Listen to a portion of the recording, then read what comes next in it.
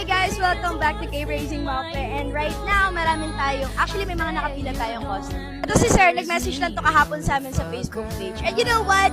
He wasn't satisfied with the sound of his exhaust system. So ngayon, papalitan natin yung exhaust system niya! Yeah! Pero the thing is, kung ba't siya hindi nasa-satisfy? Kasi nilagyan daw ng resonator para daw sa back pressure.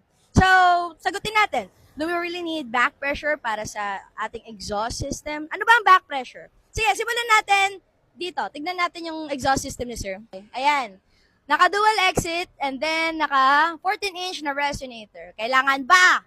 Ngayon, kailangan ba ng resonator aside from sa sound? Ano ba ang purpose ng resonator? Alin, anong purpose ng resonator aside from sound? Purpose ng resonator, to make sure your engine is quiet as fuck. Aside from that, wala na siyang ibang purpose.